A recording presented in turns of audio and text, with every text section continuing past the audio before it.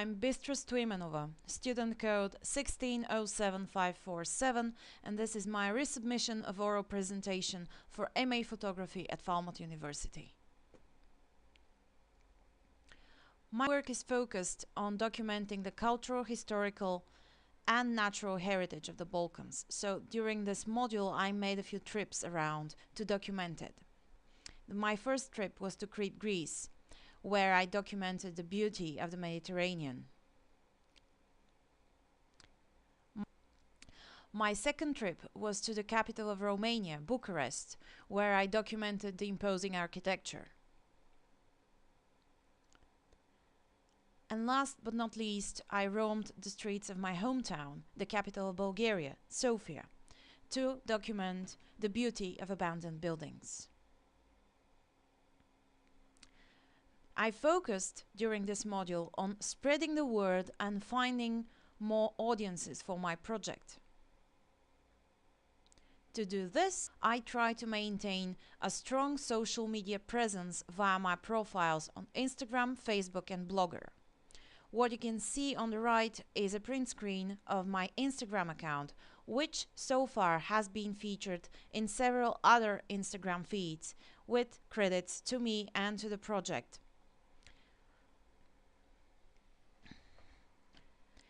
On my Facebook page, which you see here, I try to mix interesting content with enticing images.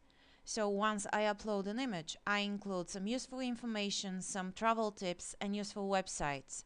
So far, this approach has been praised by my followers, so I intend to keep it going.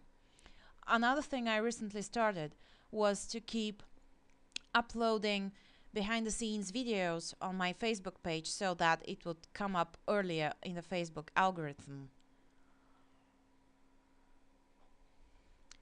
This is a print screen of my blog where I try to further investigate the cultural and historical phenomena I photograph.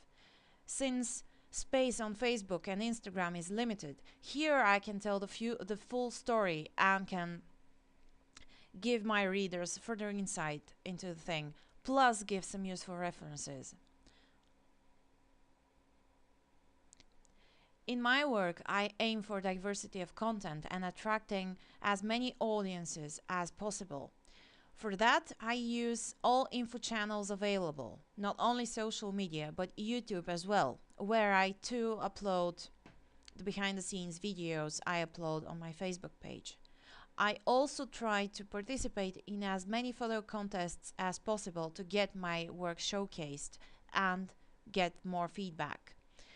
I also aim at participating in more photo associations to get the necessary assistance. Another way to popularize my work is through collaborations. My oldest collaboration is with the Bulgarian travel blog, the biggest one in Bulgaria actually, called popularize.com. For the past 2 years I've been publishing travelogues there, and I noticed that publishing a travelogue in Bulgarian is a great way to attract the Bulgarian audience to the otherwise English-only international project I'm working on. The collaboration with the Bulgaria official organization is relatively recent, and I've been invited to the organizing board of a new project that aims at popularizing Bulgaria.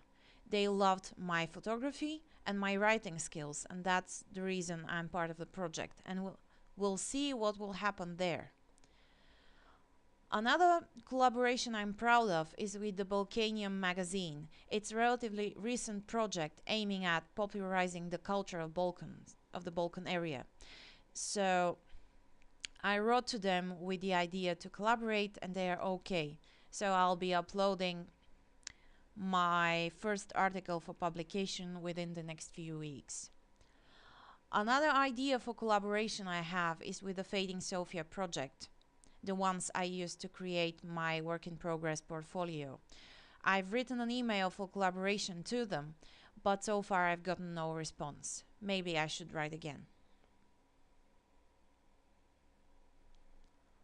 What I need to be doing next is to launch my website and to start advertising the project anywhere I go. I plan to print out some business cards to hand out at people who maintain all places I visit, so that there is yet another channel of popularizing the project on the local level. What I'll also try to do is to seek more collaborations and, if possible, sponsorship for my travels, since roaming around the Balkans is not that cheap. As for financial gain, I should be getting more content to be able to figure out a way to profitize on it, since the Bulgarian market is rather stagnant when it comes to selling photography. Here we come to my current module work, which is mainly focused on a mini project called Beyond the Postcard. It is both a photo project and an awareness campaign on abandoned buildings that are off the beaten track. It all started with this image I took in Crete, which was quite inspirational to me and to my peers and tutors. So they advised me to start a project on abandoned buildings.